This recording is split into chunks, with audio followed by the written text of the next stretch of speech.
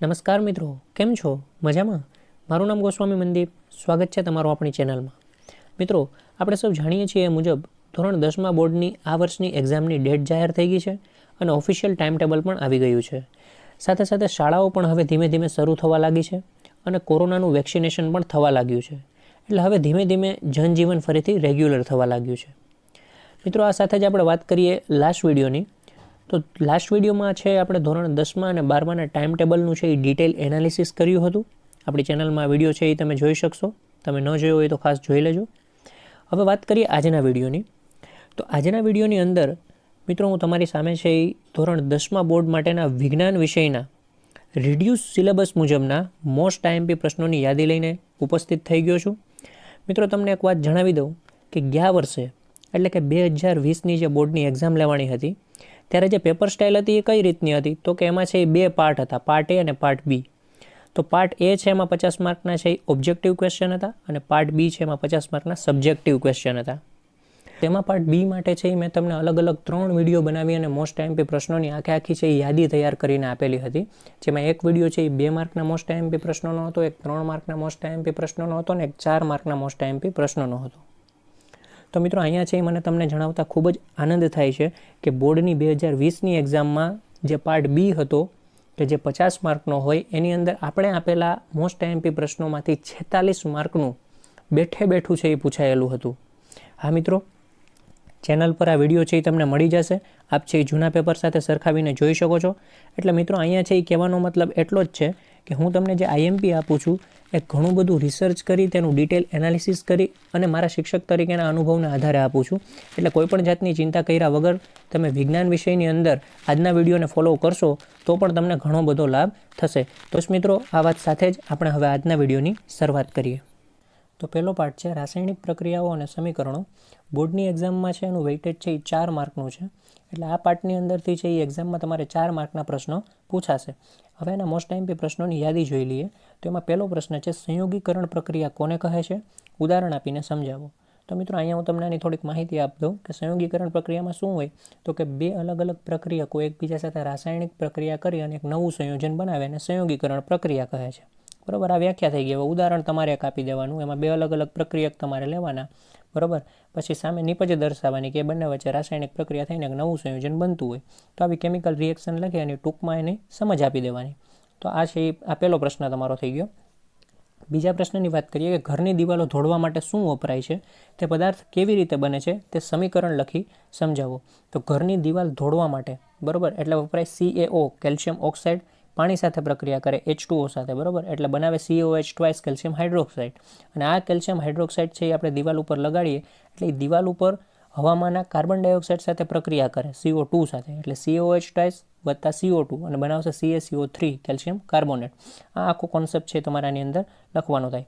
ત્યારબાદ છે વિઘટન પ્રક્રિયા એટલે શું? ઉદાહરણ આપો. તો વિઘટન પ્રક્રિયામાં શું હોય કે કોઈ એક સંયોજન હોય, બરાબર, એ સંયોજન છૂટું પડે અને 2 અલગ અલગ નિપજ બનાવે તો એ વિઘટન પ્રક્રિયા થઈ ગઈ. એનું તમારે ઉદાહરણ આપીને સમજ આપવાની છે. ત્યારબાદ છે સિમેન્ટની બનાવટમાં કયો પદાર્થ વપરાય છે તેની બનાવટ લખો. તો સિમેન્ટની બનાવટમાં CaO, કેલ્શિયમ ઓક્સાઇડ વપરાતો હોય. તો અહીંયા છે તમારે CaCO3 ને છે એ ગરમ કરવાનો અને ગરમ કરી એટલે એમાંથી જે નિપજ તમને મળે એ CaO મળતી હોય, બરાબર, અને CO2 છૂટો પડતો હોય. તો આ છે આખી પ્રોસેસ તમારે આની અંદર છે એ દર્શાવવાની થાય. ત્યારબાદ છે આગળનો પ્રશ્ન, તફાવત આપો. ઓક્સિડેશન અને રિડક્શન. મિત્રો, આ છે અગત્યનો પ્રશ્ન છે. ઓક્સિડેશન રિડક્શનનો તફાવત તમને પૂછ્યો તો મિત્રો જો 3 માર્કમાં પૂછાય તો તમારે 3 મુદ્દા લખવાના થાય અને 2 માર્કમાં પૂછાય તો 2 મુદ્દા લખવાના થાય. ઓક્સિડેશન કોને કહેવાય તો કે ઓક્સિજનનો ઉમેરો થાય, હાઇડ્રોજન દૂર થાય એ ઓક્સિડેશન. અને રિડક્શનમાં તો કે એમાં હાઇડ્રોજનનો ઉમેરો થાય અને ઓક્સિજન દૂર થાય તો એ રિડક્શન. જો મિત્રો તફાવત સ્વરૂપે પૂછાય તો એ રીતે આપણે આગળ વધવાનું છે, પણ ઘણીવાર છે એ તફાવત સ્વરૂપે નથી પૂછાતો. તો નીચે મેં તમને બીજો પ્રશ્ન આપ્યો છે એ રીતે પણ પૂછાય છે કે ઓક્સિડેશન અને રિડક્શન પ્રક્રિયા કોને કહે છે? ઉદાહરણ આપીને સમજાવો. તો આની અંદર શું થશે કે ઓક્સિડેશનનો કોન્સેપ્ટ લખવાનો થશે અને નીચે રિડક્શનનો લખવાનો થશે. એટલે ઓક્સિડેશનની વ્યાખ્યા અને એનું એક ઉદાહરણ અને રિડક્શનની વ્યાખ્યા અને એનું ઉદાહરણ. મિત્રો, બેમાંથી એક સ્વરૂપે ઘણી બધી વાર આ પ્રશ્ન પૂછાઈ ગયો છે. કાં તો તફાવત સ્વરૂપે આવશે અને કાં તો છે એ જનરલ ક્વેશ્ચન તરીકે આવશે, બરાબર. ત્યારબાદ છે રેડોક્સ પ્રક્રિયા કોને કહે છે? યોગ્ય ઉદાહરણ દ્વારા સમજાવો. હવે રેડોક્સ પ્રક્રિયા કોને કહેવાય? તો કે ઓક્સિડેશન અને રિડક્શન બંને પ્રક્રિયાઓ એક સાથે થતી હોય એને રેડોક્સ પ્રક્રિયા કહેવાય. તો એનું છે તમારે એક ઉદાહરણ આપવાનું છે, એનું કેમિકલ રિએક્શન આપવાનું છે અને તમારે એને ટૂંકમાં સમજ આપવાની છે. ત્યારબાદ છે રાસાયણિક પ્રક્રિયાઓ માટે સમતોલિત સમીકરણ લખો અને એના પછી છે ભૌતિક અવસ્થાઓને આધારે સમતોલિત સમીકરણ લખો. એમાં છે મેં છગડીયો કાઉન્સ કરીને લખ્યું છે એટ લાસ્ટ. એટલે આખો વિડીયો પૂરો થશે મિત્રો અને છેલ્લે છે એ આ પ્રશ્ન કેવી રીતે પૂછાય એ આખું છે એ મેં તમને દર્શાવી અને સરસ મજાનું કોષ્ટક બનાવીને આપેલું છે, ત્યાં તમને આ જોવા મળશે. મિત્રો આ પાર્ટની અંદરથી જે છેલ્લા 2 ક્વેશ્ચન છે ને એ ખૂબ અગત્યના છે, કારણ કે આ પાર્ટની અંદરથી જે કોઈ પણ તમને એક એવો પ્રશ્ન પૂછાશે જેમાં રાસાયણિક પ્રક્રિયા કેમિકલ રિએક્શન તમારે લખી અને એને સમતોલિત કરવાની હશે.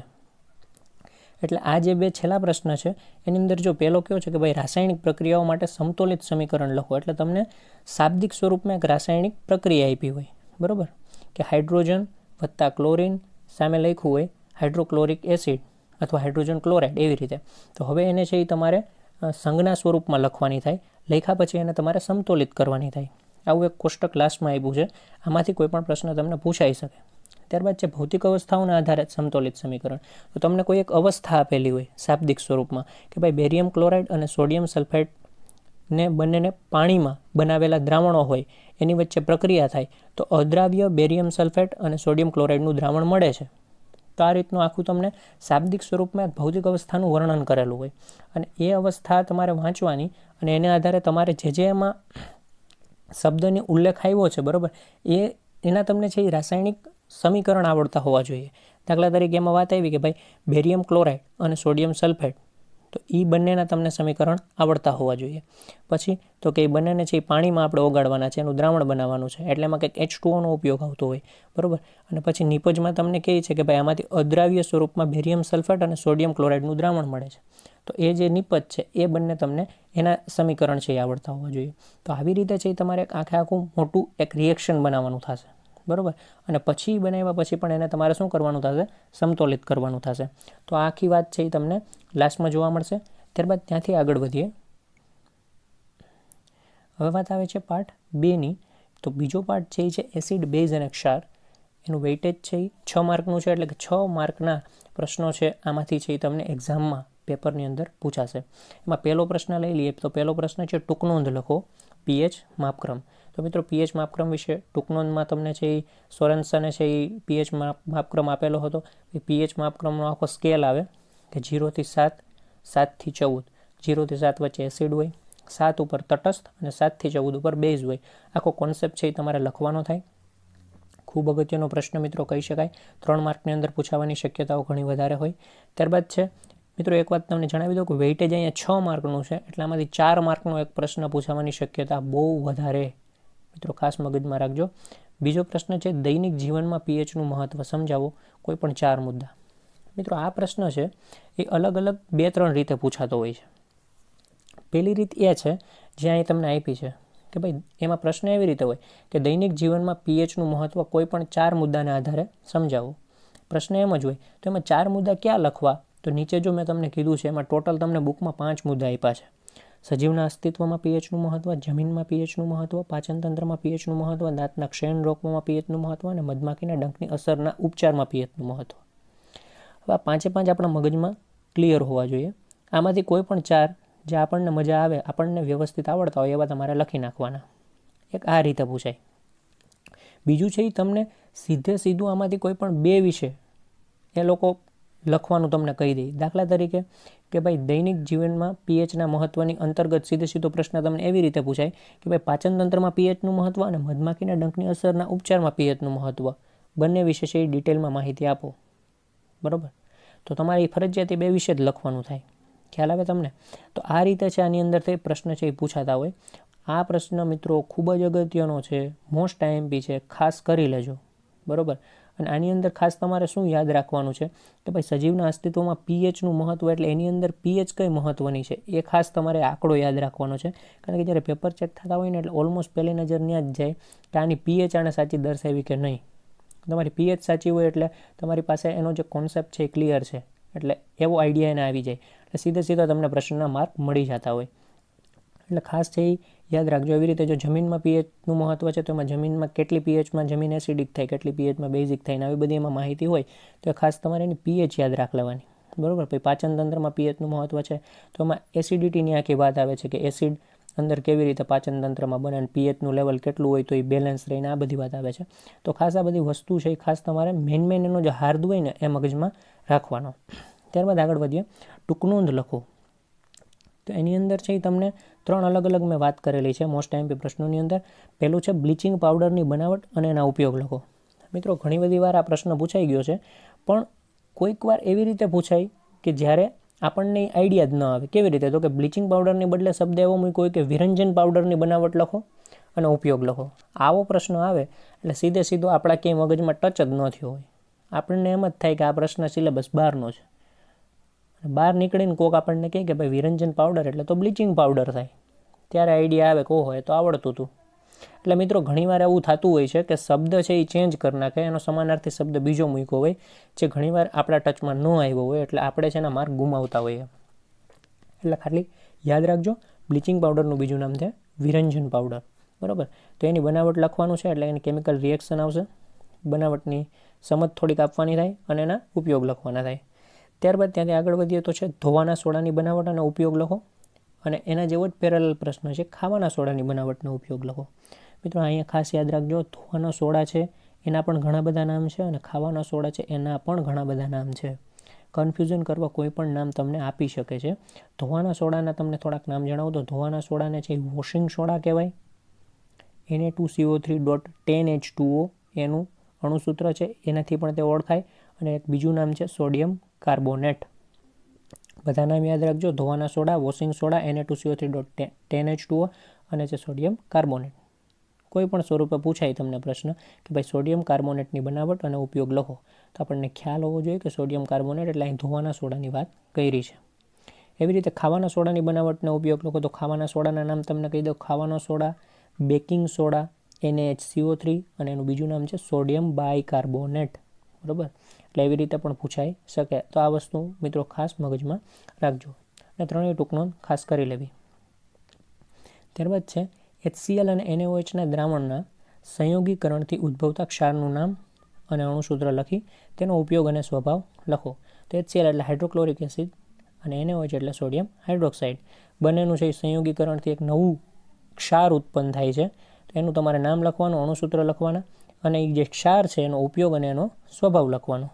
ત્યારબાદ છે દરિયાના પાણીમાં ઓગળેલ ક્ષારોના નામ જણાવો. તો મિત્રો હવે 1 માર્કના પ્રશ્ન થઈ ગયા, 1-2 માર્કમાં આવા પ્રશ્ન પૂછાઈ શકે. ત્યારબાદ છે ખનિજ ક્ષાર કોને કહે છે. મિત્રો ખનિજ ક્ષાર કોને કહે છે આવો પ્રશ્ન પૂછાય ને ત્યાં સુધી વાંધો ન આવે, પણ ખનિજ ક્ષારનું બીજું નામ મિત્રો જોઈ લો, રોક સોલ્ટ. પ્રશ્ન એમ પૂછાય રોક સોલ્ટ કોને કહે છે, તો સીધો આપણે છોડી જ દેવાનો રહે કે આવું તો ક્યાંય એવું જ નથી. એટલે એનો સમાનાર્થી શબ્દ ખાસ યાદ રાખજો.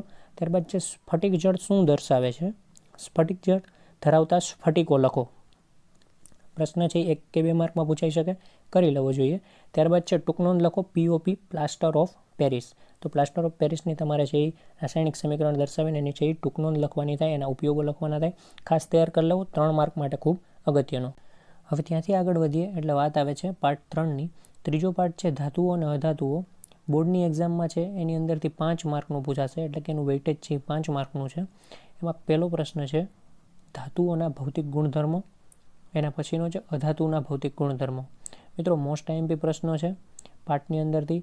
રિડ્યુસ સિલેબસ મુજબ આગળ વધીએ તો આની અંદરથી છે એ બધા જ રાસાયણિક ગુણધર્મોવાળા જે પ્રશ્નો હતા ને એ કાઢી નાખ્યા છે, અને એ બહુ મોટો ફાયદો થયો છે, કારણ કે રાસાયણિક ગુણધર્મોવાળા બધા પ્રશ્નોની અંદર કેમિકલ રિએક્શન આવે, અને એ કેમિકલ રિએક્શન છે એ તમારા માટે એક તો આમ પણ અઘરી છે, અને સમજ્યા ના હોય, ભણ્યા ના હોય કોરોનાને લીધે આપણે, એટલે વધારે છે એ ટફ પડત. એટલે ખૂબ સારો નિર્ણય છે એ તમારા બધા માટે લેવાયો છે કે રાસાયણિક સમીકરણવાળા જે પ્રશ્નો હતા એ બધામાંથી દૂર કરી નાખ્યા છે. એટલે આ પ્રશ્ન સીધો મોસ્ટ આઈએમપી થઈ જાય કે ભાઈ ધાતુના ભૌતિક ગુણધર્મ લખો ને અધાતુના ભૌતિક ગુણધર્મ લખો. આમાં માત્ર શાબ્દિક ગુણધર્મો જ આવે, આની અંદર ક્યાંય રાસાયણિક સમીકરણ એટલે કે કેમિકલ રિએક્શન ન આવે. તો ધાતુના ભૌતિક ગુણધર્મની અંદર જો એ પ્રશ્ન 3 માર્કમાં પૂછાય તો 6 આપણે એની છે એ ગુણધર્મ છે આપણે લખવાના થાય, ને અધાતુના ભૌતિક ગુણધર્મમાં પણ 3 માર્કમાં પૂછાય તો આપણે 6 લખવાના થાય, 2માં પૂછાય તો 4 લખવાના થાય, બરાબર. ધાતુના ભૌતિક ગુણધર્મો બહુ ઇઝી છે મિત્રો. રણકાર ઉત્પન્ન કરે છે ધાતુઓ, ગલનબિંદુ ઉત્કલનબિંદુ એના ઊંચા હોય છે, બરાબર. ખેંચીને ટીપીને તાર બનાવી શકાય છે. આ બધી વસ્તુ એની અંદર આવતી હોય. એવી રીતે અધાતુની અંદર છે રણકાર ઉત્પન્ન કરતા નથી, ખેંચીને ટીપીને તાર બનાવી શકાતા નથી, બરાબર. અને એના ગલનબિંદુ ઉત્કલનબિંદુ છે એ ઊંચા હોય. આ બધી વસ્તુ છે એ અધાતુના ભૌતિક ગુણધર્મમાં આવતી હોય. ઘણીવાર છે આવી રીતે પ્રશ્ન ન પૂછાય તો એના પછીનો પ્રશ્ન પૂછાતો હોય કે તફાવત આપો ધાતુ ને અધાતુ. તો મિત્રો તફાવતમાં કેવી રીતે હોય કે 3 માર્કમાં પૂછાય તો બંનેના 3 મુદ્દા, 2માં પૂછાય તો બંનેના 2 મુદ્દા, બરાબર.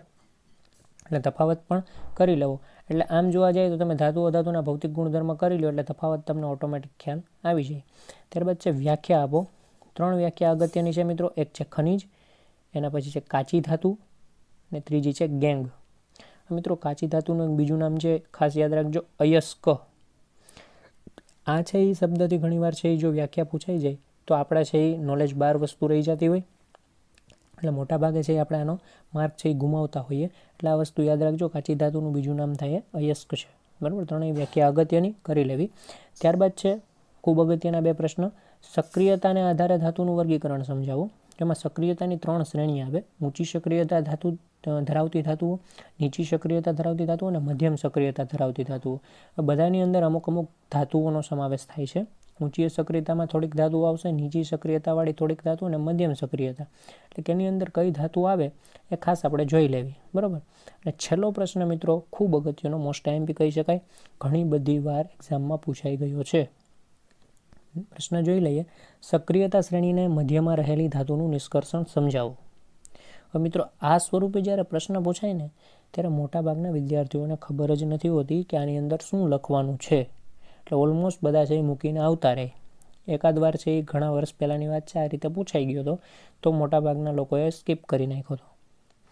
પણ હવે છે એ મોટાભાગે તો આ નીચેનું જે સ્વરૂપ છે એ રીતે પૂછાતો હોય. એ પ્રશ્નની અંદર શું આવે, ભૂંજન એટલે શું, ઉદાહરણ આપીને સમજાવો, અને કેલ્સિનેશન એટલે શું, ઉદાહરણ આપીને સમજાવો. મિત્રો આ એક પ્રશ્ન છે એ પર્સનલી પણ પૂછાઈ શકે કે ભાઈ ભૂંજન એટલે શું, ઉદાહરણ આપીને સમજાવો, અને કેલ્સિનેશન એટલે શું, ઉદાહરણ આપીને સમજાવો. આવી રીતે પણ પૂછાતો હોય 3 માર્કની અંદર કે 2 માર્કની અંદર. પણ જ્યારે આવી રીતે પૂછાય કે ભાઈ સક્રિયતા શ્રેણીને મધ્યમાં રહેલી ધાતુનું નિષ્કર્ષણ સમજાવો, ત્યારે તમારે ભૂંજન અને કેલ્સિનેશન બંનેને ભેગા કરીને આ પ્રશ્નની અંદરના જવાબમાં લખવાનું થાય. ખ્યાલ આવ્યો? એટલે કે ભૂંજનની વ્યાખ્યા અને એનું રાસાયણિક સમીકરણ અને એની સમજ. એવી રીતે કેલ્સિનેશનની વ્યાખ્યા, એના ઉદાહરણમાં એનું રાસાયણિક સમીકરણ અને એની સમજ. તો એ ભૂંજન અને કેલ્સિનેશન 2 પ્રશ્ન તમે ભેગા કરી દો ને એટલે એ જે જવાબ મળે એ થાય તમારે સક્રિયતા શ્રેણીના મધ્યમાં રહેલ ધાતુનું નિષ્કર્ષણ થયું, બરાબર. એટલે તમારે ભૂંજન કેલ્સિનેશન બંનેના પ્રશ્ન ખાસ તૈયાર કરી લેવા. હવે ત્યાંથી આપણે આગળ વધીએ પાર્ટ 4 તરફ. ચોથો પાર્ટ છે કાર્બન અને તેના સંયોજનો. વેઇટેજ છે 6 માર્કનું.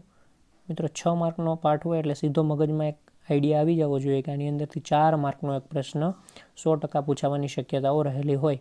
પહેલો પ્રશ્ન જોઈએ, મોસ્ટ આઈએમપી. પહેલો છે સહસંયોજક બંધની રચના સમજાવો. મિત્રો આમાં નીચે મેં તમને ઘણા બધા છે એ સંજ્ઞાઓ આપી છે કે H2Cl2, NH3, H2O, CH4, O2 અને N2. મિત્રો આ ગમે એમાંથી એકને ઉપાડી અને તમને પ્રશ્ન આપ્યો હશે. દાખલા તરીકે વાત કરીએ કે H2O, તો તમને કીધું હશે કે H2Oમાં સહસંયોજક બંધની રચના સમજાવો. ઉપાડીએ આપણે N2, તો પ્રશ્ન એમ હશે કે N2માં સહસંયોજક બંધની રચના સમજાવો. મિત્રો આની અંદર કેવી રીતે છે કે તમે કોઈ પણ એક આમાંથી તૈયાર કરી લેશો ને કે ભાઈ H2 તૈયાર કર્યું કે Cl2 તૈયાર કર્યું, બરાબર, તો ઓલમોસ્ટ બધાના સ્ટ્રક્ચર, પ્રશ્નનું જે લખાણ છે, બરાબર, બધું સેમ જ આવે છે. એટલે 1 કે 2 તમે વ્યવસ્થિત તૈયાર કરી લો, પછી ગમે ત્યાં પૂછાય તો તમને છે એની ગ્રીપ આવી જતી હોય લખવાની, બરાબર. ત્યારબાદ બીજો પ્રશ્ન જોઈએ, સંતૃપ્ત અને અસંતૃપ્ત સંયોજનો એટલે શું. સંતૃપ્ત સંયોજનની વ્યાખ્યા અને અસંતૃપ્ત સંયોજનની વ્યાખ્યા લખવાની છે. 2 માર્કમાં પ્રશ્ન પૂછાતો હોય. જો ઉદાહરણ સાથે પૂછાય તો 3 માર્કમાં પૂછાતો હોય. સંતૃપ્ત સંયોજન કેને કહેવાય તો કે જેમાં કાર્બન કાર્બન વચ્ચે સિંગલ બોન્ડ હોય તો એને સંતૃપ્ત સંયોજન કહેવાય. એને આલ્કેન શ્રેણીનો એમાં સમાવેશ થાય, તમે જાણતા જશો. ત્યારબાદ છે અસંતૃપ્ત સંયોજન કોને કહેવાય તો જેમાં કાર્બન કાર્બન વચ્ચે ડબલ બોન્ડ કે ટ્રિપલ બોન્ડ હોય, એને અસંતૃપ્ત સંયોજન કહેવાય, બરાબર. એમાં આલ્કીન અને આલ્કાઇનનો સમાવેશ થાય. આ બધી વાત આવશે. ત્યારબાદ છે હાઇડ્રોકાર્બન સંયોજનો એટલે શું, તેનું વર્ગીકરણ સમજાવો. પ્રશ્ન અગત્યનો કરી લેવો. હાઇડ્રોકાર્બન સંયોજનનું વર્ગીકરણની અંદર છે એમાં આલ્કેન શ્રેણી આવે. હાઇડ્રોકાર્બન સંયોજનના વર્ગીકરણની અંદર 2 પ્રકારના એના વર્ગીકરણ થાય, એક સંતૃપ્ત સંયોજન અને અસંતૃપ્ત સંયોજન, બરાબર. એટલે હાઇડ્રોકાર્બન સંયોજનના 2 એના ભાગ પડી ગયા. હવે જે સંતૃપ્ત સંયોજન છે એની અંદર આલ્કેન શ્રેણી, અસંતૃપ્ત સંયોજનની અંદર આલ્કીન અને આલ્કાઇન શ્રેણી. આ રીતે આખું એનું વર્ગીકરણ આવે. ત્યારબાદ આવે હાઇડ્રોકાર્બન સંયોજનનું બંધારણના આધારે વર્ગીકરણ સમજાવો.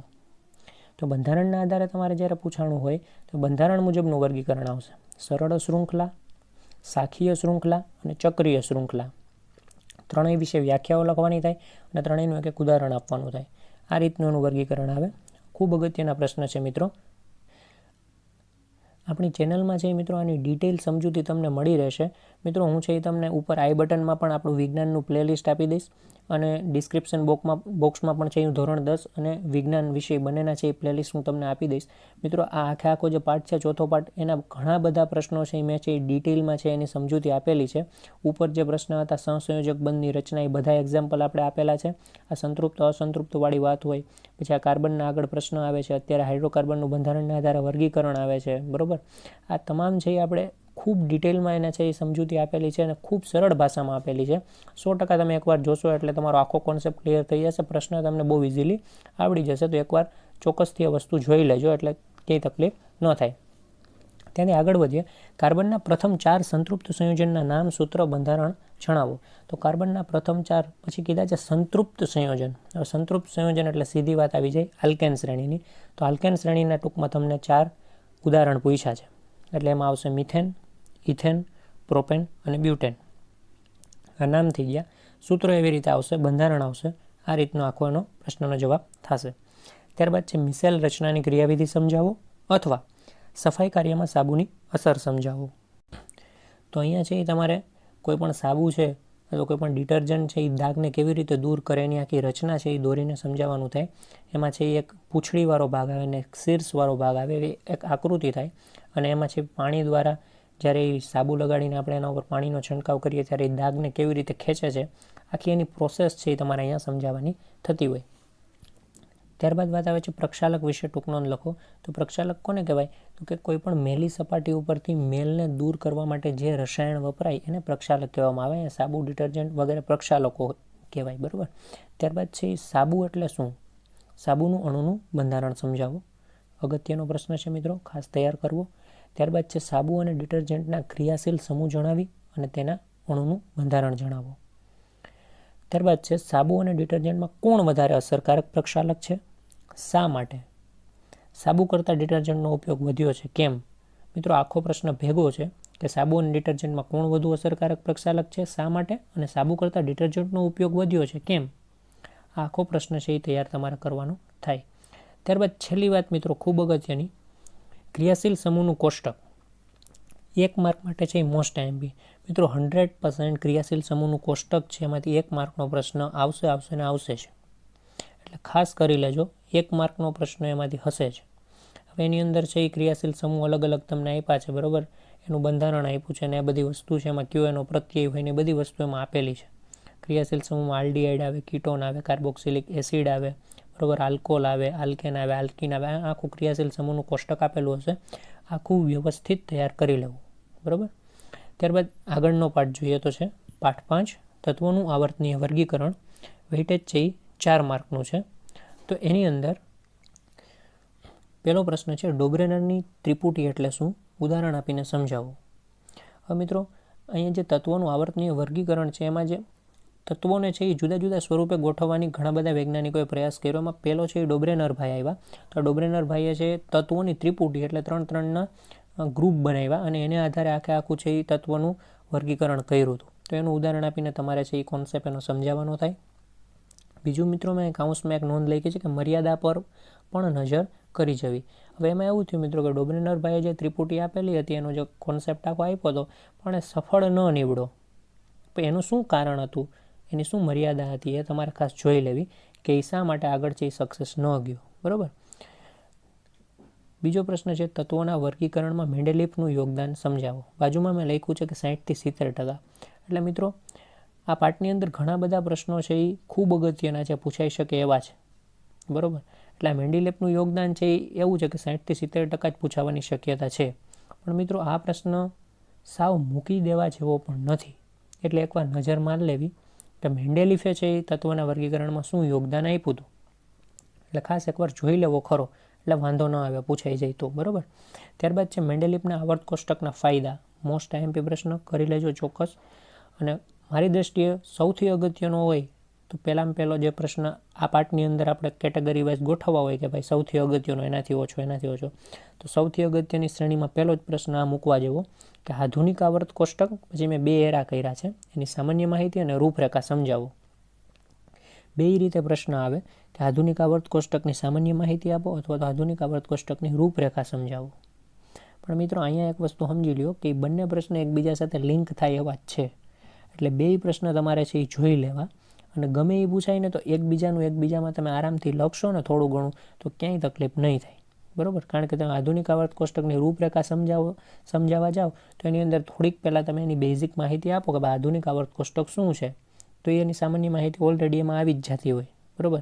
અને સામાન્ય માહિતીનો પ્રશ્ન લખો તો સામાન્ય માહિતીમાં એની રૂપરેખા આવી જ જતી હોય. એટલે ટૂંકમાં એમાં આધુનિક આવર્ત કોષ્ટકમાં તમારે એનો જે કોન્સેપ્ટ છે અમુક આવર્ત કોષ્ટકના, આધુનિક આવર્ત કોષ્ટકના, એ છે એ લખવાના થાય કે ભાઈ આધુનિક આવર્ત કોષ્ટક છે એ પરમાણુ ક્રમાંકના આધારે એની ગોઠવણી થઈ હતી. પછી તો કે એમાં સમૂહ કેને કહેવાય, બરાબર, એને આવર્ત કેને કહેવાય, કેટલા સમૂહ છે, કેટલા આવર્ત છે, કેવી રીતે ગોઠવું એનું ઉદાહરણ. તો આ બધી વસ્તુ એની અંદર બેઝિકલી લખવાની થતી હોય. અગત્યનો પ્રશ્ન ખાસ કરી લે. ત્યારબાદ છે વ્યાખ્યાઓ આપો. એમાં પહેલી વ્યાખ્યા છે સંયોજકતા, બીજી વ્યાખ્યા છે પરમાણુય ત્રિજ્યા અને ત્રીજી વ્યાખ્યા છે પરમાણુય કદ. ત્રણેય છે આ પાઠની અંદર ખૂબ અગત્યની વ્યાખ્યા છે, ખાસ તૈયાર કરી લેવી. ત્યાંથી આગળ જઈએ તો વાત આવે છે તફાવત આપો. તો તફાવતની અંદર મેન્ડેલિફનું આવર્ત કોષ્ટક અને આધુનિક આવર્ત કોષ્ટક બંનેના તફાવત તમને પૂછ્યા છે. તો અહીંયા મિત્રો જો 3 માર્કમાં પૂછાય તો બંનેના 3 મુદ્દા લખવાના થાય, અને જો 2 માર્કમાં પૂછાય તો બંનેના 2 મુદ્દાઓ લખવાના થાય. તો આ છે એ વાત થઈ પાઠ 5ની. હવે આપણે આગળ વધીએ પાઠ 6 તરફ. તો પાઠ 6 છે જૈવિક ક્રિયાઓ. એની અંદર એનું વેઇટેજ છે એ 6 માર્કનું છે, એટલે આ પાઠમાંથી કુલ 6 માર્કના પ્રશ્નો છે એ તમને પૂછાશે. તો જોઈએ એમાં પહેલો પ્રશ્ન, જૈવિક ક્રિયાઓ એટલે શું? સજીવો માટે અગત્યની જૈવિક ક્રિયાઓ ટૂંકમાં સમજાવો. તો મિત્રો જૈવિક ક્રિયાઓની તમારે વ્યાખ્યા લખવાની થાય, અને અગત્યની જૈવિક ક્રિયાઓ મેં તમને કાઉન્સમાં આપી છે. આમાંથી કોઈ પણ 4 વિશે છે એ તમારે ડિટેલમાં સમજૂતી આપવાની થાય. એમાં છે પોષણ, શ્વસન, વહન, ઉત્સર્જન અને પ્રજનન, બરાબર. આમાંથી છે એ તમારે 4 બાબત લખવાની થાય, બરાબર. હવે મિત્રો બીજી વાત કરું કે આની અંદર ગુણ 6ની અંદર આ પાઠ પૂછાવાનો છે, એટલે આની અંદરથી મિત્રો ચોક્કસપણે એક પ્રશ્ન 4 માર્કમાં પૂછાય. હવે આની અંદર જે રિડ્યુસ સિલેબસ કર્યો ને એની અંદર જે મોટા ઘણા બધા પ્રશ્નો છે આમાંથી કાઢી નાખ્યા છે. હવે 4 માર્કની અંદર જે બચ્યું છે ને એ આ એક જ પ્રશ્ન છે. એટલે આ વસ્તુ છે એ સ્વાભાવિક રીતે આમાંથી જો 4 માર્કનો પ્રશ્ન પૂછવો હોય ને તો આ જ પ્રશ્ન પૂછવો પડે એમ છે. એટલે ખાસ આ પ્રશ્ન છે એ કોઈ પણ ભોગે તમારે કરી જ લેવાનો થાય. એટલે જૈવિક ક્રિયાઓની એક વ્યાખ્યા તમારે કરવાની થાય, અને પોષણ, શ્વસન, વહન, ઉત્સર્જન અને પ્રજનન આ બધાની વ્યાખ્યા કરી લેવાની. એટલે 5-6 વ્યાખ્યા આપણે કરી હોય ને તો શું થાય કે એમાંથી 4 વ્યાખ્યાઓ છે લખવાની આપણે થાય તો આપણે ઇઝીલી લખી શકીએ અને સમજાવી શકીએ. ખ્યાલ આવ્યો? એટલે જૈવિક ક્રિયાવાળો પ્રશ્ન, અને એમાં કોઈ પણ 4, હું તમને 4 એટલા માટે કહું છું કારણ કે મેક્સિમમ પાર્ટની અંદરથી 4 માર્કનો પ્રશ્ન પૂછાઈ શકે, બરાબર. કારણ કે પેપરમાં સૌથી મોટો પ્રશ્ન 4 માર્કનો હોય. એટલે 4 વ્યાખ્યા તમે કરી લ્યો એટલે તમે ઇઝીલી છે અને પ્રશ્નને છે એ ચોક્કસપણે ન્યાય આપી શકો. ખ્યાલ આવ્યો? ત્યારબાદ હવે પાઠ 7 નિયંત્રણ અને સંકલન. ગુણ છે 5, એટલે કે બોર્ડની અંદર એક્ઝામમાં એનું વેઇટેજ છે 5 માર્કનું છે. મિત્રો મોટાભાગે આની અંદરથી એક 3 માર્કનો પ્રશ્ન છે એ પૂછાતો હોય છે, અને 2 માર્ક માટે 1 માર્કના 2 પ્રશ્ન પૂછાતા હોય છે. ચાલો એના અગત્યના પ્રશ્નો જોઈ લઈએ. તો પહેલાં છે પ્રાણી અંતઃસ્ત્રાવની લાક્ષણિકતા જણાવો. એટલે અહીંયા છે એ તમારે મિત્રો પ્રાણીના અંતઃસ્ત્રાવની લાક્ષણિકતા છે એ તૈયાર કરી લેવાની છે. ખૂબ અગત્યનો પ્રશ્ન છે મિત્રો, ઘણીવાર પૂછાઈ ગયો છે, એટલે ખાસ છે એ જોઈ લેવો. ત્યારબાદ છે કોઈ પણ 3 અંતઃસ્ત્રાવના નામ, તેની સાથે સંકળાયેલ અંતઃસ્ત્રાવી ગ્રંથિના નામ અને તેનું કાર્ય. 3 પૂછ્યું છે મિત્રો, એટલે 3 માર્કનો પ્રશ્ન હોય મેં તમને કીધું એ મુજબ. તો અહીંયા છે તમારે અંતઃસ્ત્રાવના નામ આપવાના, એની સાથે સંકળાયેલ અંતઃસ્ત્રાવી ગ્રંથિ અને એનું કાર્ય. દાખલા તરીકે અંતઃસ્ત્રાવ તમે લઈ લો થાઇરોક્સિન, તો સામે લખવાનું થાઇરોઇડ ગ્રંથિ. કાર્ય તો કે શરીરની વૃદ્ધિ માટે, ચયાપચયની ક્રિયા માટે. એવી રીતે કોઈ પણ બીજો લઈ લો એડ્રીનાલિન, તો ગ્રંથિ લખવાની એડ્રીનલ ગ્રંથિ, તો સામે લખવાનું શરીરની અંદર આકસ્મિક એટલે કે લડો અથવા તો ભાગોની સ્થિતિ માટે હંમેશા તૈયાર હોય, બરાબર. આ એનું કાર્ય થઈ ગયું. આવી રીતે ટેસ્ટોસ્ટેરોન તમે અંતઃસ્ત્રાવ લઈ લો તો શુક્રપિંડ ગ્રંથિ લખવાની, તો સામે છે કાર્ય લખવાનું કે નરમાં જાતીય લક્ષણો માટે જવાબદાર. આવી રીતના છે એ તમારે આખા કોન્સેપ્ટ સમજાવવાનો રહે. ત્યાંથી આગળ વધીએ તો છે મનુષ્યનું મગજ. ખૂબ અગત્યનો પ્રશ્ન મિત્રો. મનુષ્યનું મગજ છે એના વિવિધ ભાગોના કાર્ય સાથે તમારે વર્ણવવાનો છે. તો માનવ મગજ 3 ભાગની અંદર વહેંચાયેલો છે: અગ્ર મગજ, મધ્ય મગજ ને પશ્વ મગજ. ત્રણેયની અંદર અલગ અલગ એના પેટા પ્રકાર આવતા હોય, બરાબર. એની અંદર છે એનું કાર્ય આવતું હોય. આ બધી વસ્તુ તમારે વર્ણવવાની થાય. ત્યારબાદ છે ચેતાકોષની આકૃતિમાં નામ નિર્દેશ. મિત્રો આ પ્રશ્ન એ ખૂબ અગત્યનો છે. આકૃતિ તમને ચેતાકોષની ઘણીવાર આપેલી હોય, ડ્રો કરેલી. એમાં તમારે કયા ભાગનું શું નામ આપવાનું એ તમારે છે લખવાનું હોય, બરાબર. અને ઘણીવાર ડાયરેક્ટ પ્રશ્ન પૂછે કે ચેતાકોષની આકૃતિ દોરો અને નામ નિર્દેશ કરો. તો આકૃતિ તમારે દોરવાની થાય અને નામ નિર્દેશ પણ તમારે કરવાનું થાય. એટલે બે રીતે પ્રશ્ન પૂછાય. જો આકૃતિ આપી હોય તો ખાલી નામ નિર્દેશ કરવાનું, પણ ઘણીવાર આકૃતિ આપી ન હોય તો તમારે દોરવાની પણ થાય અને નામ નિર્દેશ પણ કરવાનું થાય. એટલે આ પ્રશ્ન છે એ ખાસ તૈયાર કરી લેજો. ત્યાંથી આગળ વધીએ. મધ્યસ્થ ચેતાતંત્ર કેવી રીતે રક્ષણ પામેલું છે? તો મધ્યસ્થ ચેતાતંત્રની અંદર 2 વસ્તુ આવેલી હોય, એક મગજ અને એક છે કરોડરજ્જુ, બરાબર. તો મગજનું છે એ રક્ષણ કેવી રીતે થાય? તો કે આની આજુબાજુ આખું અસ્થિઓની પેટી બનેલી હોય અને એની અંદર મેરું જળ ભરેલું હોય, બરાબર. એના દ્વારા છે એ જે મગજનું રક્ષણ થાય મધ્યસ્થ ચેતાતંત્રની અંદર. અને મધ્યસ્થ ચેતાતંત્રની અંદર જે કરોડરજ્જુ હોય એમાં છે કરોડ સ્તંભ દ્વારા છે એનું રક્ષણ થાય. આ બધી વાત છે એ તમારે આની અંદર કરવાની થાય. ત્યારબાદ છે સંવેદનશીલ છોડ કેવી રીતે સ્પર્શની સંવેદના અનુભવે છે અને પર્ણોની ગતિ દ્વારા કેવી રીતે પ્રતિચાર દર્શાવે છે? તો આની અંદર મિત્રો સંવેદનશીલ છોડ તરીકે તમારે છે એ મિમોસા, તમને ખ્યાલ જ હશે કે લજામણી. તો એ લજામણીના પર્ણો છે એ કેવી રીતે સ્પર્શથી સંવેદના અનુભવે છે, બરાબર. સંકોચન અને શિથિલન એનું થતું હોય એ આખો પ્રતિચાર છે એ તમારે એનું વર્ણન છે એની અંદર કરવાનું થતું હોય. ત્યારબાદ છે વનસ્પતિઓમાં સંકલન પ્રાણીઓના સંકલનથી કેવી રીતે અલગ પડે છે? આ પ્રશ્ન પણ મિત્રો ખૂબ IMP છે, ખાસ કરી લેજો. આપણી અંદર ચેતાતંત્ર હોય છે, વનસ્પતિમાં નથી હોતું. આપણી અંદર છે પેશીઓ હોય છે, એની અંદર પેશીઓ નથી હોતી. આપણી અંદર ઘણા બધા પ્રોટીન્સ આવેલા હોય છે, એની અંદર પ્રોટીન્સ નથી આવેલા હોતા, બરાબર. આવી રીતે તમારે સમજૂતી આપવાની છે. આ મેં તમને કીધા એ 3 મુદ્દા ઉપર. આ આખા કોન્સેપ્ટને લીધે આપણે છે એ વનસ્પતિઓ કરતાં થોડાક અલગ છીએ, બરાબર. આપણે કેવી રીતે સંકલન એના કરતાં અલગ રીતે આપી શકીએ, આ કોન્સેપ્ટથી તમારે આખી વાત રજૂ કરવાની છે. ત્યારબાદ આગળ વધીએ પાઠ 8 તરફ. તો 8મો પાઠ છે સજીવો કેવી રીતે પ્રજનન કરે છે. એક્ઝામમાં વેઇટેજ છે 6 માર્કનું. તો આની અંદર મિત્રો 6 માર્ક હોય એટલે સીધો જ આપણને છે એ આઈડિયા આવી જવો જોઈએ કે આની અંદરથી એક પ્રશ્ન 4 માર્કનો પૂછાવાની શક્યતા હોય. પહેલો પ્રશ્ન એમાં છે યૌવનારંભ એટલે શું? યૌવનારંભ દરમિયાન જોવા મળતા સામાન્ય શારીરિક અને લૈંગિક પરિવર્તનો જણાવો. તો મિત્રો આ યૌવનારંભ જે શબ્દ છે એ ઘણા બધા અલગ અલગ શબ્દોથી તમને પૂછાઈ શકે. એ યૌવનારંભની જગ્યાએ કિશોરાવસ્થાએ આવી શકે, તરુણાવસ્થા પણ આવી શકે અને મુગ્ધાવસ્થા પણ આવી શકે. બધાનો અર્થ એક જ થાય. ખાસ આ બધા શબ્દો છે એકબીજાને સમાનાર્થી છે, યાદ રાખજો. ઘણીવાર સીધી ટૂંકનો જ પૂછાય કે કિશોરાવસ્થા એટલે શું, તરુણાવસ્થા એટલે શું, મુગ્ધાવસ્થા એટલે શું, બરાબર. અને ઉપર મેં તમને કીધું એ પ્રશ્ન પણ પૂછાઈ શકે. બધાય છે એનો અર્થ એક જ થાય છે. હવે એમાં જે શારીરિક બદલાવ આવે છે છોકરામાં અને છોકરીમાં, બરાબર, એના વિશે તમારે એના બદલાવમાં લખવાનું છે, બરાબર. એમાં જે પરિવર્તન કીધા છે એની અંદર તો કે ભાઈ પુરુષો એટલે કે કોઈ છોકરો હોય તો એની અંદર શું બદલાવ આવે? તો કે જનરલી જોવા જઈએ તો એનો અવાજ છે એ થોડોક ઘેરો બને છે, બરાબર. ખભાઓ છે એ થોડાક પહોળા બને છે, ઘણા બધા સ્નાયુઓનો વિકાસ થાય છે. આ બધી વસ્તુ એની અંદર આવશે. સ્ત્રીની અંદર વાત કરીએ, છોકરીની અંદર વાત કરીએ તો એની અંદર શું થાય? તો એની અંદર છે એ ઋતુસ્ત્રાવની છે એ શરૂઆત થાય છે, બરાબર. અવાજ છે એ તીણો બને છે. આવી બધી વસ્તુઓ છે એની અંદર સ્ત્રીની અંદર વસ્તુ આવશે.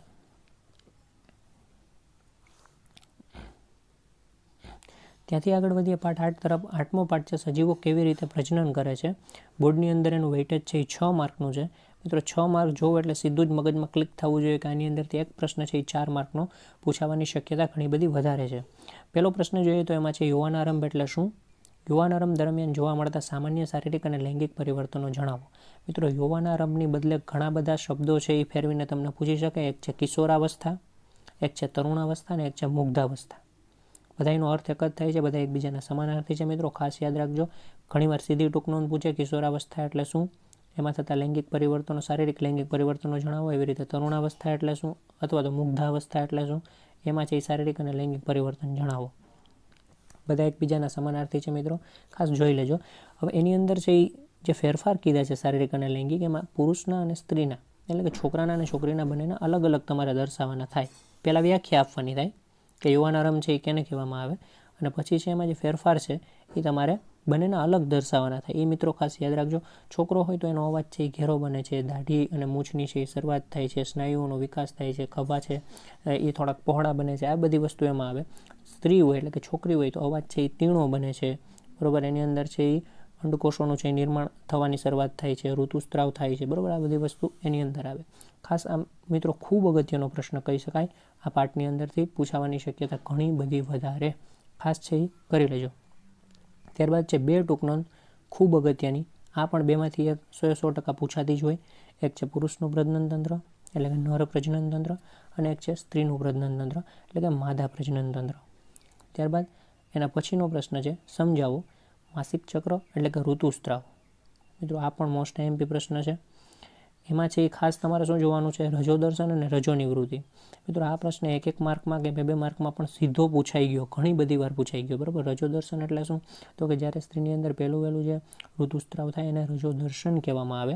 અને રજો નિવૃત્તિ એટલે કે 45 થી 50 વર્ષની ઉંમરે જ્યારે સ્ત્રી પહોંચે છે ત્યારે છે એ આ જે આખું ઋતુસ્ત્રાવ છે એ એની અંદર બંધ થઈ જાય છે.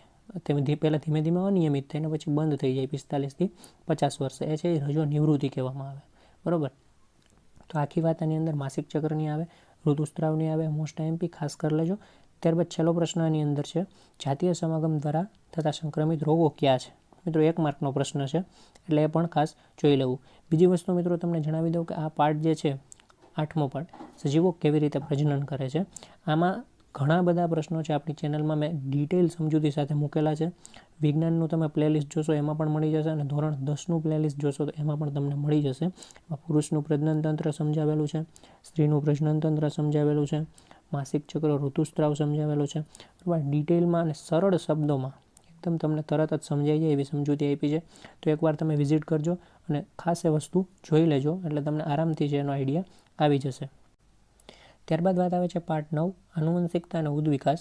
એક્ઝામની અંદર આનું વેઇટેજ છે એ 5 માર્કનું છે એટલે કે 5 માર્કના કુલ પ્રશ્ન છે પેપરમાં, તમને આમાંથી પૂછાઈ શકે. એના પ્રશ્નો જોઈએ તો પહેલો પ્રશ્ન છે વટાણાના છોડ ઉપર મેન્ડલનો પ્રયોગ. તેમાં મેન્ડલ નામના વૈજ્ઞાનિકે વટાણાના છોડ ઉપર જે પ્રયોગ કર્યો અને એનું જે રિઝલ્ટ આવ્યું એ આખી વાત છે તમારે આની અંદર કરવાની થઈ. અગત્યનો પ્રશ્ન મિત્રો 3 માર્ક માટે. ત્યારબાદ છે મનુષ્યમાં લિંગ નિશ્ચયન વર્ણવો.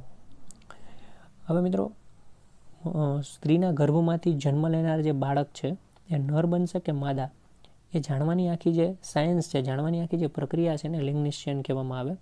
એમાં પુરુષની અંદર એક્સ અને વાય બે પ્રકારના રંગસૂત્રો હોય અને સ્ત્રીની અંદર એક્સ પ્રકારના રંગસૂત્રો હોય. બંનેના 50-50% કોષો છે એકબીજા સાથે મળે અને જે બાળક ઉત્પન્ન થાય એ નર હશે કે માદા, એની પાછળનું જે સાયન્સ છે ને લિંગ નિશ્ચયન કહેવાય. હવે આ કેવી રીતે આખી પ્રોસેસ થાય છે આની અંદર તમારે લિંગ નિશ્ચયનમાં સમજાવવાનું થાય. મિત્રો આપણી ચેનલમાં આ પ્રશ્ન છે સરળ સમજૂતી સાથે મેં આખો સમજાવેલો છે. એ તમને વિજ્ઞાનનું અથવા તો ધોરણ 10નું આપણું જે પ્લેલિસ્ટ છે બંનેમાં તમને મળી જશે. એકવાર જોઈ લેજો એટલે આખો કોન્સેપ્ટ તમારો ક્લિયર થઈ જાય. ત્યારબાદ છે ઉપાર્જિત લક્ષણો એટલે શું, ઉદાહરણસર સમજાવો. અને આનુવંશિક લક્ષણો એટલે શું, ઉદાહરણસર સમજાવો. બંને ટૂંકનોંધ સ્વરૂપે પૂછાઈ શકે, 3 માર્કમાં પૂછાઈ શકે. બહુ ઇઝી પ્રશ્ન છે મિત્રો, ખાસ કરી લેજો. હું તમને એમને જરાક ઉપર છેલ્લી માહિતી આપી દઉં કે આનુવંશિક લક્ષણો કેને કહેવાય, તો કે જે જન્મજાત લક્ષણો હેલા આવતા હોય ને એને આનુવંશિક લક્ષણ કહેવાય. ઉદાહરણ તરીકે જેવું તમારા માતા પિતાના વાળ હોય એવા જ તમારા વાળ થાય, એનો કલર એ રીતનો જ થાય, બરાબર. જેવા તમારા માતા પિતાની ચામડીનો રંગ હોય એવી જ ચામડીનો રંગ એના બાળકોનો થાય. તો આ બધી વસ્તુ આનુવંશિક લક્ષણની વાત થઈ, એના ઉદાહરણની વાત થઈ. અને ઉપાર્જિત લક્ષણો એટલે શું કે જે પેઢી દર પેઢી ન આવતું હોય પણ તમે જન્મ લીધા પછી તમે જે પૃથ્વી ઉપર આવી જાઓ છો ત્યારબાદ પર્યાવરણીય અસરોને કારણે જે કાંઈ તમારામાં ફેરફાર થાય ને એ ઉપાર્જિત લક્ષણોમાં આવે. દાખલા તરીકે કે તરતા શીખવું, તો તમે જન્મો છો અને તમારા પપ્પાને તરતા આવડતું હોય તો તમે જન્મો ને તમને સીધા પાણીમાં નાખી દીધું, તમે કાંઈ તરવા માંડો? ના, આપણે ના તરી શકીએ, કારણ કે આપણે અહીંયા આવી ગયા છીએ પૃથ્વી ઉપર. હવે ધીમે ધીમે આપણે શીખશું પર્યાવરણમાંથી જોઈને, લોકોમાંથી જોઈને. એટલે એ પર્યાવરણીય ફેરફાર થયો એટલે એ તરતા શીખવું એ કેમાં આવશે, ઉપાર્જિત લક્ષણમાં આવશે. ખ્યાલ આવ્યો? તમારું કોઈ એક્સિડન્ટ થયો અને તમને શરીર પર કોઈ ઘા લાગ્યો, બરાબર, તો એ ઘા જે છે એનું નિશાન લઈ જાય તો એ છે એ કેમાં આવશે, ઉપાર્જિત લક્ષણમાં. કારણ કે તમે જન્મો છો ત્યારે જ તમારે કાંઈ હાથમાં કે પગમાં એવો કોઈ ઘા નહોતો, પણ પર્યાવરણીય ફેરફારને કારણે, એટલે કે તમે થોડા સમય છે એ પૃથ્વી પર વિતાવો છો અને પછી ક્યાંય એવું તમારું એક્સિડન્ટ થાય ને પછી ઘા છે એ આવે છે એટલે એ ઉપાર્જિત લક્ષણમાં આવશે, બરાબર. તો આ રીતનો આખો છે બેનો તફાવત હોય. તો ખાસ આ બંને છે એકબીજાને પેરેલલ તમે પાકું કરશો, બરાબર, સમજીને એવી રીતે યાદ રાખશો તો ઇઝીલી તમને સમજાઈ જશે. ખાસ મિત્રો એ જોઈ લેજો. ત્યારબાદ આગળ વધીએ. આ બંને પણ તમારે એકબીજાને પેરેલલ જ યાદ રાખજો એટલે ઇઝી રહેશે. કાર્ય સદસ્ય અંગો ઉદાહરણ સ સમજાવો અને રચના સદસ્ય અંગો ઉદાહરણ સ સમજાવો. કાર્ય સદસ્ય અંગો કેને કહેવાય? તો કે કાર્ય સમાન હોય, રચના જુદી જુદી હોય, એને કાર્ય સદસ્ય અંગો કહેવાય. એના ઉદાહરણ તમારે દેવાના થાય. એવી રીતે રચના સદસ્યમાં રચના સમાન હોય, કાર્ય અલગ અલગ હોય, એને રચના સદસ્ય અંગો કહેવાય. મિત્રો 2 માર્કમાં 3 માર્કમાં ઘણી બધી વાર પૂછાઈ ગયેલા પ્રશ્ન, બરાબર. જો તમને ટૂંકનોંધ સ્વરૂપે પૂછાય તો એમ લખવાનું થાય. ટૂંકનોંધ સ્વરૂપે ન પૂછાય તો મેં જો લખ્યું જ છે તફાવત સ્વરૂપે પણ પૂછાય તો કાર્ય સદસ્ય અને રચના સદસ્ય બંને અલગ અલગ સાઈડ રાખી અને વચ્ચે એક લાઇન ડ્રો કરી અને તમારે આખો સરસ તફાવત લખવાનો થાય. 2 માર્કમાં 2 મુદ્દા અને 3 માર્કમાં 3 મુદ્દા ખાસ તૈયાર કરી લેજો. ત્યારબાદ છે ઉદ્વિકાસ. જંગલી કોબીનો ઉદ્વિકાસ સમજાવો અથવા તો માનવનો ઉદ્વિકાસ સમજાવો. જંગલી કોબી પહેલાં કેવી હતી, ત્યારબાદ એનું સ્વરૂપ કેવું થયું એમ ચેન્જીસમાં શું આવતા ગયા, બધાના અલગ અલગ નામ છે અને લાસ્ટમાં એ અત્યારે કેવી છે. આ રીતનો ઉદ્વિકાસ આખો તમારે વર્ણવવાનો થાય. ત્યાંથી આગળ વધીએ તો પાઠ 10 આવે છે. 10મો પાઠ છે પ્રકાશ, પરાવર્તન અને વક્રીભવન. ગુણ 6 છે.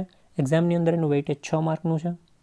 6 માર્કની અંદર આપણે અંદર જોઈએ તો પહેલો પ્રશ્ન છે પ્રકાશનું પરાવર્તન એટલે શું, તેના પ્રકાર સમજાવો. પરાવર્તનની વ્યાખ્યા આપવાની થાય. પછી એના પ્રકારો તો કે નિયમિત પરાવર્તન, અનિયમિત પરાવર્તન. મિત્રો 7મા ધોરણથી શીખતા આવ્યા છીએ, બહુ ઇઝી વસ્તુ છે, તમને આવડતો જ હોય. ત્યારબાદ છે પ્રકાશનું પરાવર્તન એટલે શું અને પરાવર્તનના નિયમો લખો. વ્યાખ્યા પરાવર્તનની જ આવશે. નિયમો છે એ તમને બુકની અંદર આપેલા છે, 3-4 એના નિયમો છે, તમારે ખાસ કરી લેવા. ત્યારબાદ છે સમતલ અરીસા વડે થતું પ્રકાશનું પરાવર્તન સમજાવી પ્રતિબિંબની ખાસિયતો જણાવો.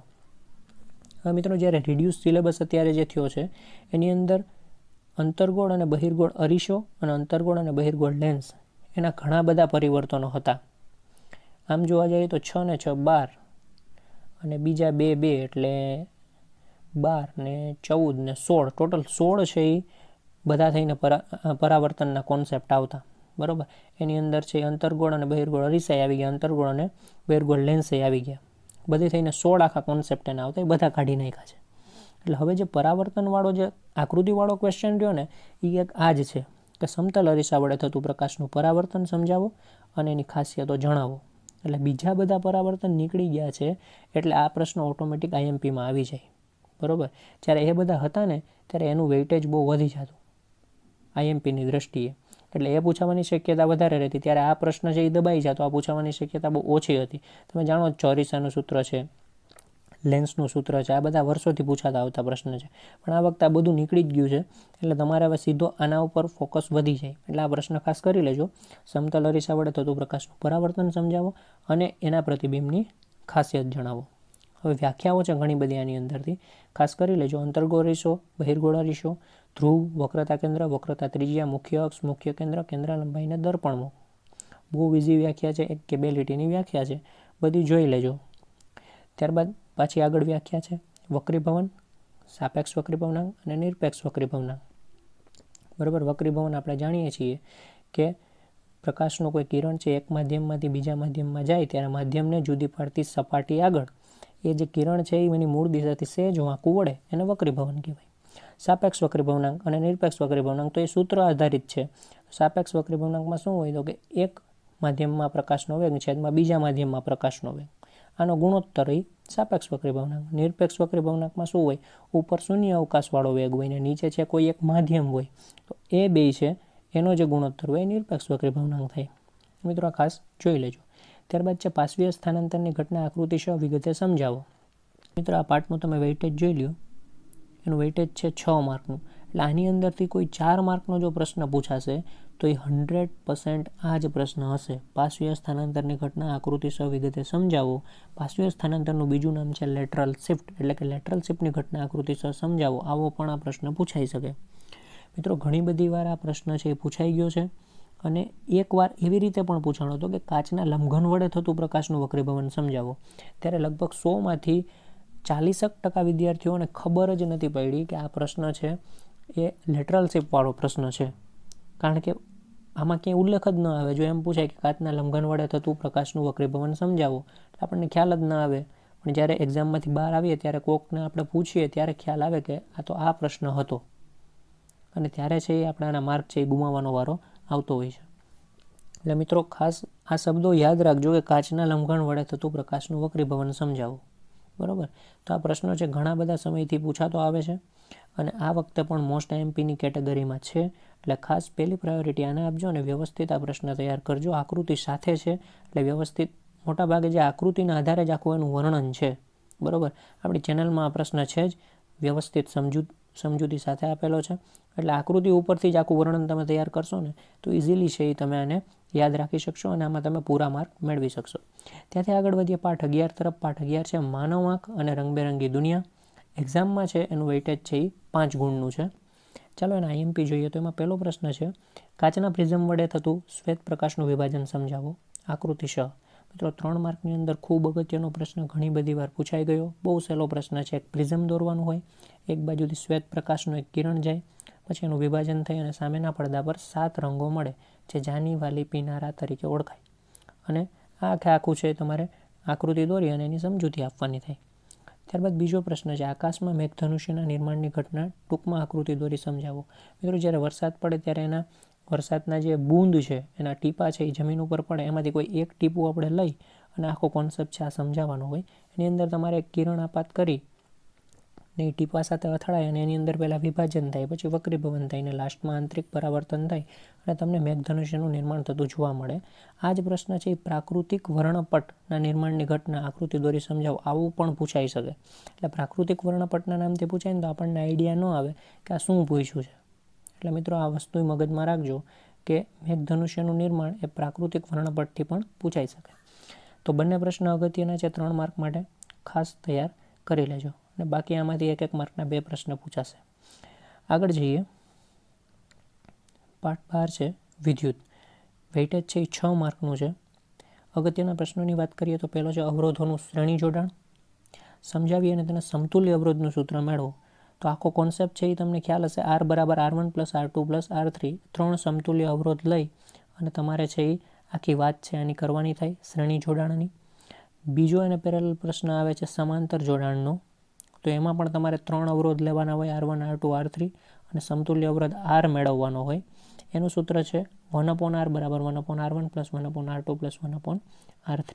બરાબર. એટલે શ્રેણી જોડાણ અને એને સમતુલ્ય અવરોધનું સૂત્ર, અને સમાંતર જોડાણ અને સમતુલ્ય અવરોધનું સૂત્ર. બંને મોસ્ટ આઈએમપી પ્રશ્ન 3 માર્ક માટે ખાસ કરી લેવા. ત્યારબાદ છે વિદ્યુત પ્રવાહની તાપીય અસર. ઉદાહરણ આપીને સમજાવો. હવે તાપીય અસરનો કોન્સેપ્ટ તમે જાણતા હશો. એની અંદર છે એ બલ્બનું આખી વાત આવી શકે. બલ્બના અંદર જે ફિલામેન્ટ હોય, બરાબર, એની વાત આવી શકે. પછી જે હીટરની વાત આવી શકે. એની અંદર પણ કોઇલ હોય. કોઈ પણ વસ્તુ ગરમ થાય, બરાબર, કોઇલ એની હોય, અંદર ગૂંચળું હોય તારનું, એ ગરમ થાય અને એ વર્ક કરે, એ બધી વસ્તુ આની અંદર આવે. હીટર છે, પછી ઇસ્ત્રી છે, પછી છે બલ્બ છે, બરાબર. આ બધી વસ્તુ ફ્યુઝ છે, એની અંદર બધી વસ્તુ આવી શકે. બરાબર. તો આની વાત છે તમારે ઉદાહરણ સહિત કરવાની થઈ. ત્યારબાદ છે રોજબરોજના જીવનમાં વિદ્યુત પ્રવાહની તાપીય અસરના ઉપયોગ. એમાં પણ મેં કીધું આ એ બધા ઉદાહરણ લઈને જ તમે વાત કરી શકો. એના પછી છે વિદ્યુત ફ્યુઝ એટલે શું, તેની બનાવટ, કાર્ય અને ઉપયોગ.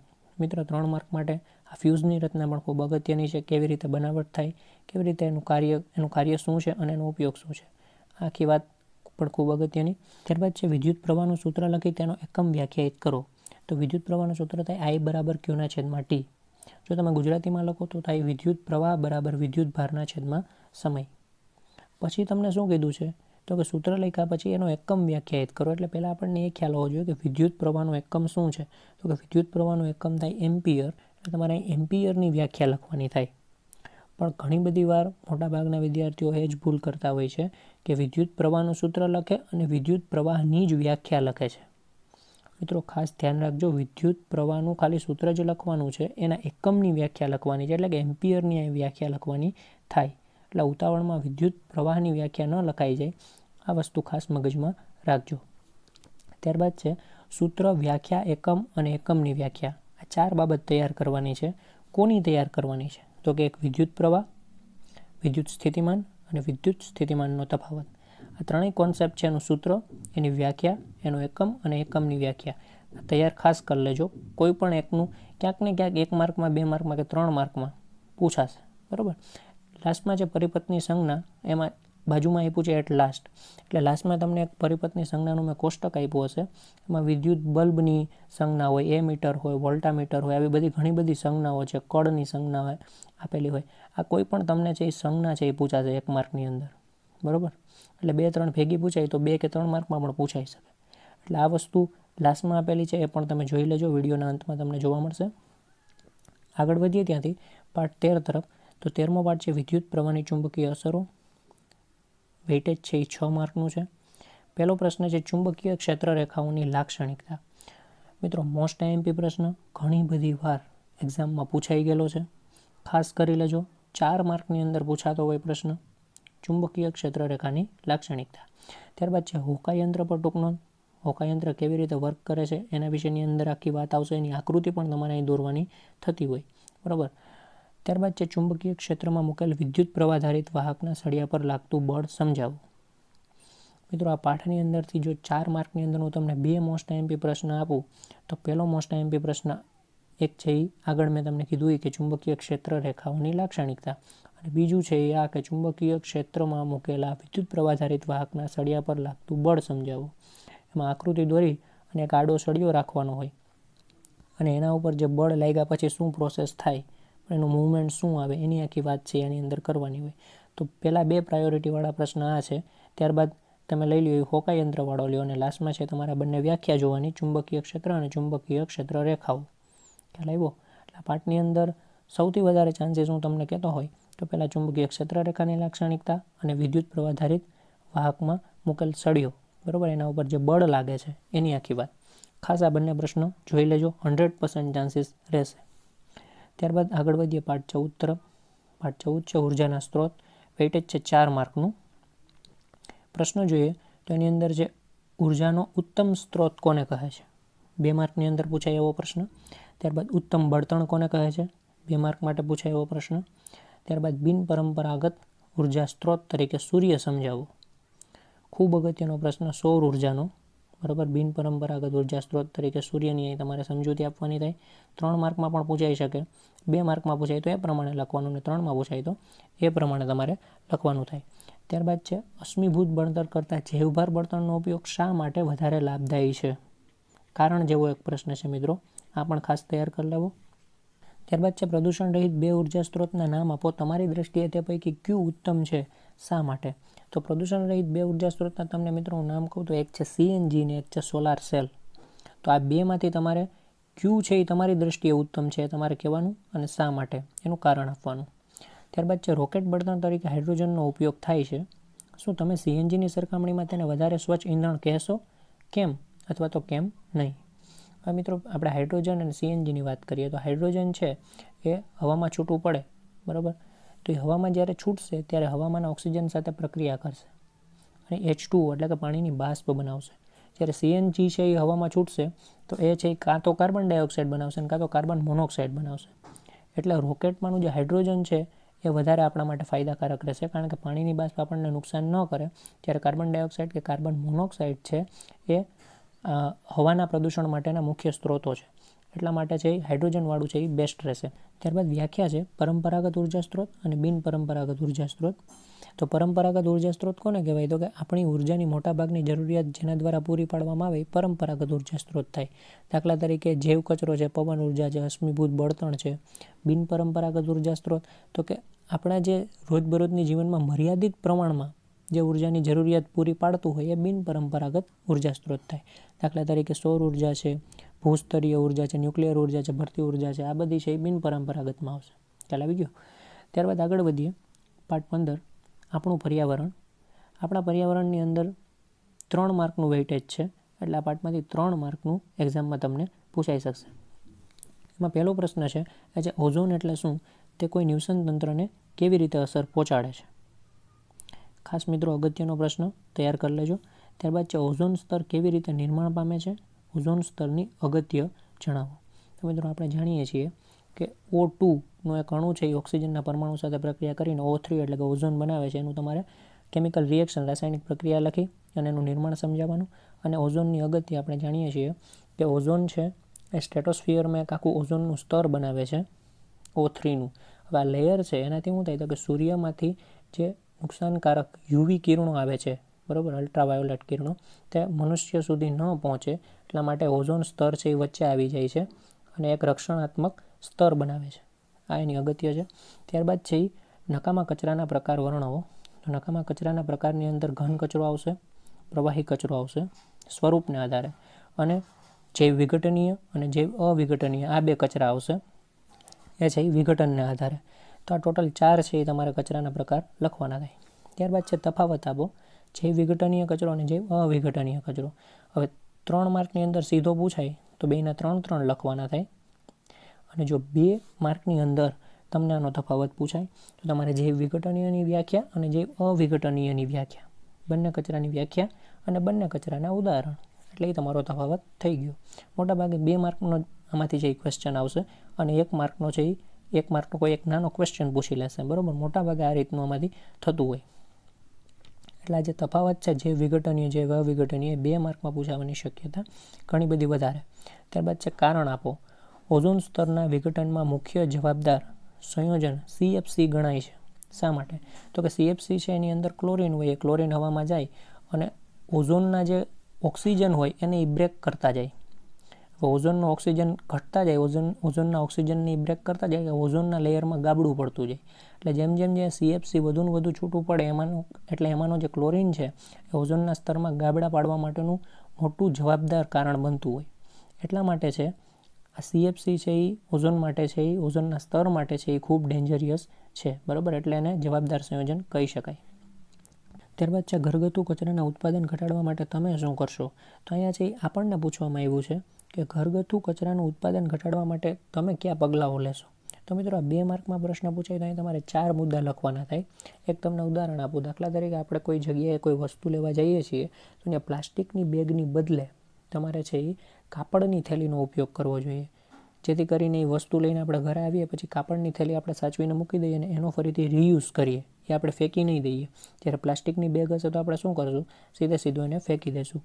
તો આ રીતનું તમે શું પગલાઓ લઈ શકો, બરાબર. એવા ઇઝી સ્ટેપ તમારે 4 અહીંયા લખવાના થાય જો 2 માર્કમાં પૂછાય તો. તમને ખ્યાલ આવી ગયો. ત્યારબાદ હવે આપણે ત્યાંથી આગળ વધીએ. તો એના પછી આવે છે આપણો છેલ્લો પાર્ટ 16, નૈસર્ગિક સ્ત્રોતોનું ટકાઉ પ્રબંધન એટલે કે વ્યવસ્થાપન. વેઇટેજ છે એ 3 માર્કનું છે. મિત્રો 3 માર્કનું વેઇટેજ છે એટલે એક્ઝામમાંથી 3 માર્કના પ્રશ્નો પૂછાશે.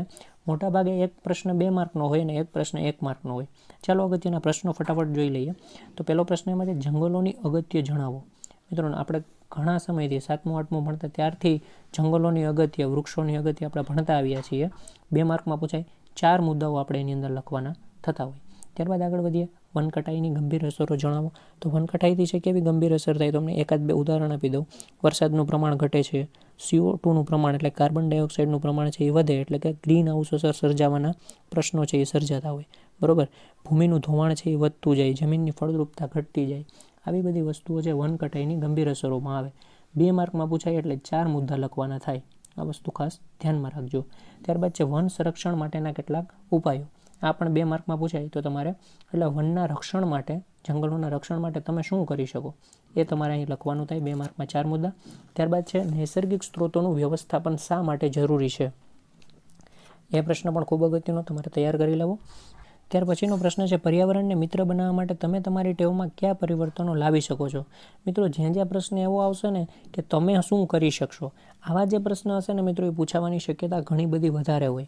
કારણ કે અહીંયા છે એ પેપર કાઢનાર વ્યક્તિ એ જોવા માગતા હોય કે અહીંયા તમે છે એ કયા લેવલે વિચારો છો, તમે અહીંયા પર્યાવરણ વિશે તમારો આખો માઇન્ડ લેવલ શું છે એ લોકો જોવા માગતા હોય. એટલે તમે શું કરી શકો એવો પ્રશ્ન હોય ને એટલે એક તો તમારે ટેન્શન ઓછું લેવાનું, પણ તમારે વિચારવાનું કે આ લેવલ ઉપર મારી રીતે હું શું કરી શકું, બરાબર. અહીંયા જો તમને પ્રશ્ન છે કે પર્યાવરણને મિત્ર બનાવવા તમારી ટેવમાં તમે શું પરિવર્તન કરી શકો, તો બહુ ઇઝી મેં તમને અગાઉ વાત કરી હતી કે તમે પ્લાસ્ટિકની બેગની બદલે શું કરી શકો, તો કે કાપડની બેગનો ઉપયોગ કરી શકો. કચરો ગમે ત્યાં નહીં ફેંકવાનો, કચરાપેટીમાં ફેંકવાનો, બરાબર. આવું અમે કરી શકીએ એમ. પાણીનો બગાડ છે એ નહીં કરવાનો, પ્રદૂષણ નહીં ફેલાવાનું, બરાબર. પછી છે કે ટૂંકા અંતરે જવું હોય તો આપણે છે એ બાઇકનો ઉપયોગ નહીં કરવાનો, પગપાળા અથવા તો સાયકલ દ્વારા જવાનું. આવું બધું આપણે કરી શકીએ, બરાબર. ત્યારબાદ છે વાતાવરણમાં CO2ના નિયંત્રણ માટેના પગલાં. કાર્બન ડાયોક્સાઇડ ન ફેલાય એના માટે તમે શું કરીએ, એટલે આપણે શું કરી શકીએ અને નિયંત્રણમાં લઈ આવવા માટે આપણે કયા કયા પગલાં ભરી શકીએ, બરાબર. અગત્યનો પ્રશ્ન 2 માર્ક માટે. ત્યારબાદ છે ટૂંક નોંધ લખો ચીપકો આંદોલન. મિત્રો ચીપકો આંદોલનવાળો જે ક્વેશ્ચન છે એ 2 માર્ક માટે મોસ્ટ આઈએમપી કહી શકાય, ઘણી બધી વાર અગાઉ પૂછાઈ ગયો છે, એટલે ખાસ તૈયાર કરી લેજો. આની પાછળની કંઈક એવી સ્ટોરી છે કે જંગલમાંના વૃક્ષોને કાપવા માટે કોન્ટ્રાક્ટર લોકો આવે છે, બરાબર, અને કાપવા માટે એ લોકો આવે છે અને કાપવા જતા હોય ત્યાં ઘરે છે એ પુરુષો ન હોય એટલે મહિલાઓ છે દોડી અને આવે છે અને જે વૃક્ષ છે એની ફરતે છે એ પોતે આખી સાંકળ બનાવી અને વૃક્ષને બાથ ભરી અને ચીપકી જાય છે. એટલે આ પરિસ્થિતિમાં છે એ કોન્ટ્રાક્ટર લોકો છે એ વૃક્ષોને કાપી શકતા નથી અને આવી રીતે સ્ત્રીઓ છે એ ઘણા બધા વૃક્ષોને બચાવી લે છે. તો આ છે એક ચીપકો આંદોલનની મૂવમેન્ટ હતી. તો આ વસ્તુ પણ ખાસ તમારે તૈયાર કરી લેવાની છે. ત્યારબાદ મિત્રો નીચે કાઉન્સમાં એક વાત કરી છે જંગલ સંરક્ષણ, બિશ્નોઈ સમુદાય અને અમૃતાદેવી બિશ્નોઈ એવોર્ડ. તો ભાઈ જંગલ સંરક્ષણની અંદર બિશ્નોઈ સમુદાયની વાત આવશે અને અમૃતાદેવી બિશ્નોઈ એવોર્ડની વાત આવશે. મિત્રો આના ઉપર એકવાર નજર માર લેજો, કારણ કે આમાં 1 માર્કના ઘણી બધી વાર આની અંદરથી પ્રશ્ન પૂછાઈ ગયા છે. તો મિત્રો આ વાત થઈ 16મા પાર્ટના મોસ્ટ આઈએમપી પ્રશ્નોની. હવે મિત્રો આપણે 1 થી લઈને 16 પાર્ટના બધાના મોસ્ટ આઈએમપી પ્રશ્ન જોઈ લીધા. હવે ઘણી જગ્યાએ મેં તમને કીધું હતું કે આ છે હું લાસ્ટમાં તમને આનું એક કોષ્ટક આપીશ, બરાબર. તો એ વસ્તુ હવે આપણે જોઈ લઈએ.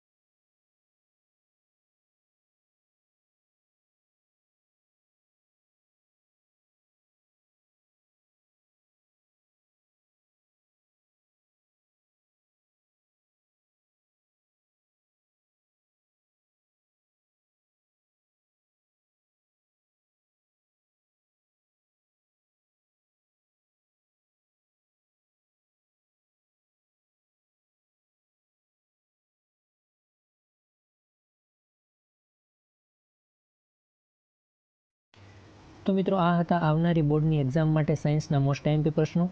મિત્રો બધા જ પ્રશ્ન તૈયાર કરી લેજો, તમને આનાથી ઘણો બધો બેનિફિટ મળશે. તો બસ મિત્રો મહેનત કરતા રહેજો. આવનારી બોર્ડની એક્ઝામ માટે બેસ્ટ ઓફ લક. તમે જે કાંઈ પણ તૈયારી કરો તે બધું જ પરીક્ષામાં પૂછાય અને બધું જ તમને આવડી જાય એવી જ ઈશ્વરને પ્રાર્થના છે. મિત્રો વિડીયો પસંદ આવ્યો હોય તો જરૂરથી છે વિડીયોને લાઇક કરજો. જરૂરિયાતવાળા વિદ્યાર્થીઓ સુધી ચોક્કસપણે છે વિડીયોને શેર કરજો અને હજુ સુધી આપણી ચેનલ સબસ્ક્રાઇબ ન કરી હોય તો જરૂરથી આપણી ચેનલને સબસ્ક્રાઇબ કરી નાખજો. બાજુનું બેલ આઇકન પ્રેસ કરી દેજો, જેથી કરીને આવા અગત્યના એજ્યુકેશનલ વિડીયો તમારા સુધી તરત જ પહોંચતા રહે. તો બસ મિત્રો આજ માટે આટલું જ. ફરીથી મળીશું નવા વિડીયો સાથે. ત્યાં સુધી મને આપશો રજા. આવજો.